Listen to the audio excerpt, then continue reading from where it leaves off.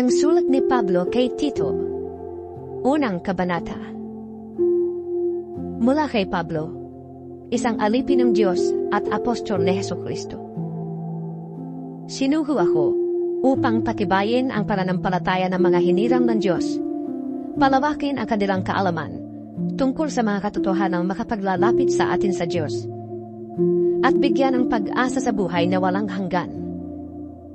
Bago palikhain ang sanlibutan, ang buhay na ito'y ipinangako na ng Diyos na hindi marunong magsinungaling.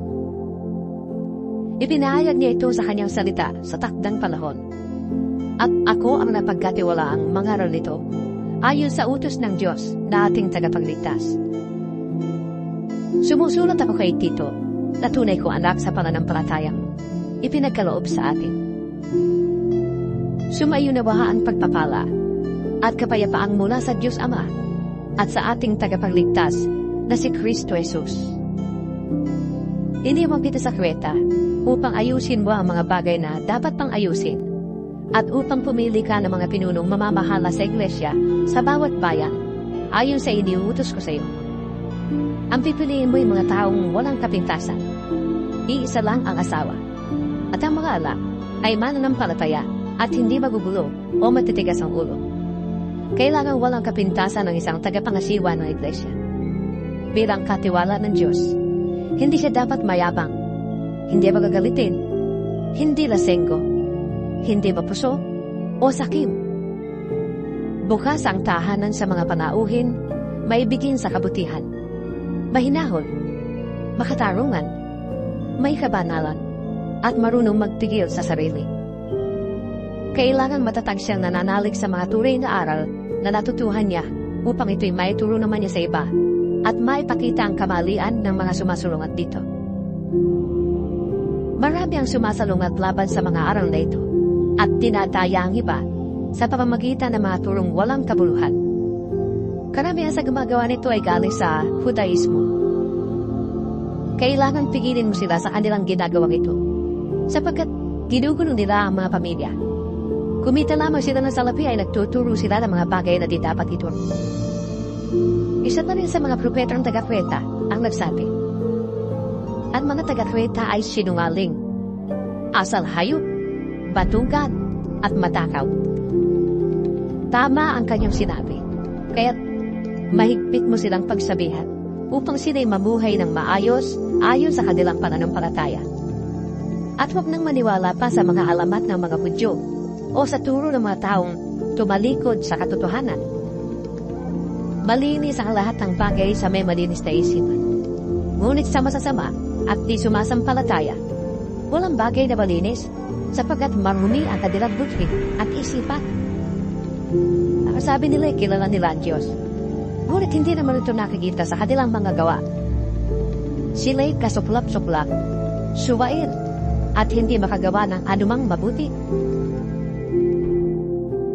Ikalawang kabanata. Ang ituro mo na may ang mga bagay na naaayon sa wastong aral. Sabihin mo sa matatandang lalaki na sila'y maging mahinahon, marangal, mapagpigil sa sarili, at maging matatag sa pananampalataya, pag-ibig, at pagtitiis. Sabihin mo sa matatandang babae na sila'y mabuhay na may kabanalan. Huwag maninirang puri, huwag mahilig sa alak. Magturo sila ng mabuti upang maakay nila ang mga kabataang babae na mahalin ang kanilang mga asawa at mga anak. Ang mga kabataang ito'y kailangan ding turuan na maging mahinahon.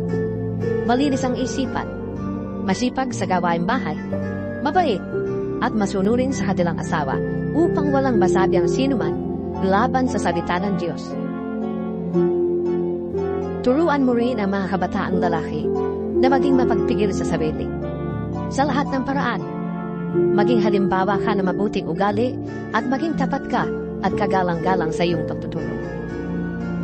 Wastong pangungusap ang lagi mong gagamitin upang hindi mapintasan inuman ang sinasabi mo. Kaya't mapapahiya ang ating mga karamang sapagkat wala silang masasabing masama laban sa atin. Turuan mo ang mga alipin na maging masunurin at kalugod-lugod sa kanilang mga amo.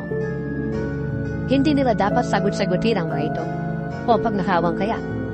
Dapat silang maging tapat sa lahat ng pagkakataon upang maipakita nila sa lahat nilang ginagawa ang kagandahan ng mga turo ng Diyos na ating tagapagligtas.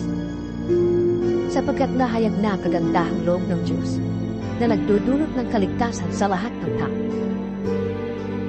Ito ang nagtuturo sa atin upang talikdan ang likong pamumuhay at damdamin makalaman. At upang makapamuhay tayo ngayon ng may pagpipigil, matuwid at karapat-dapat sa Diyos, habang hinihintay natin ang dakilang araw na ating inaasahan. Ito ang pagbabalik ng ating dakilang Diyos at tagapagligtas na si Jesucristo. Inihandog niya ang kanyang sarili upang palayain tayo sa lahat ng kasamaan at linisin tayo upang maging bayan niyang masigasig sa paggawa ng mabuti. Ipahayag mo ang lahat ng ito at gamitin mo ang iyong kapangyarihan sa pagpapalakas ng loob at pagsaway sa iyong mga tagapakinig. Huwag mong hayaang hamaking ka ni Duman. Ikatlong kabanata. Paalalahanan mo ang mga kapatid na magpasakop sa mga pinuno at may kapangyarihan. Sundin ang mga ito at laging maging handa sa paggawa ng mabuti.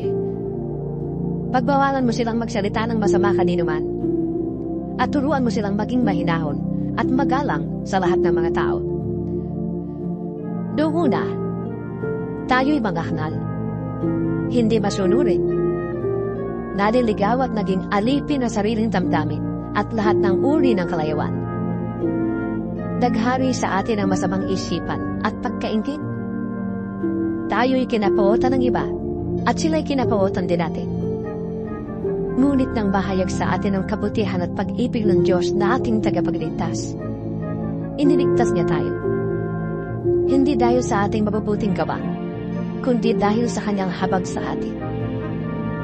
Tayo'y naligtas at muling isinirang sa Espiritu Santo na siyang luminis at nagbigay sa atin ng bagong buhay.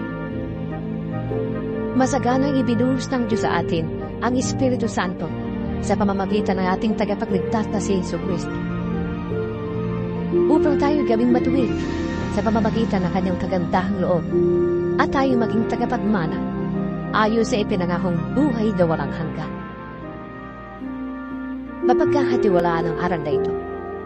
Kaya't ang nais ko'y buong tiyaga mong ituho ito sa mga nananalig sa Diyos upang ilaan nila ang kanilang sarili sa paggawa ng mabuti na siyang karapat-dapat at mapapakinabangan ng mga tao. Iwasan mo ang mga walang kabuluhang pagtatalo, ang di matapos-tapos na talaan ng mga ninuno, at ang mga pagtatalo at alitan tungkol sa kautusan. Ang mga ito'y walang mabuting ibubunga at walang halaga. Pagkatapos mong sawayin minsan o makalawa, iwasan mo na ang taong lumilikha ng pagkakampi-kampi.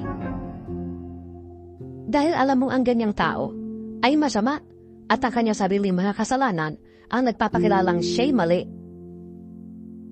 Papupuntahin ko riyan si Artemas o si Tikiko. Pagdating nila dyan, pilitin nung makapunta dito sa Nicopolis. Dito na ako magpapalipas ng taglabib sa Nicopolis.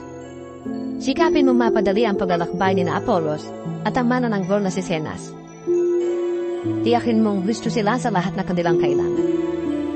Turuan mo ang ating mga kapatid sa pananampalataya na gumawa ng mabuti upang makatulong sila sa mga nangangailangan at maging kapaki-pakinabang.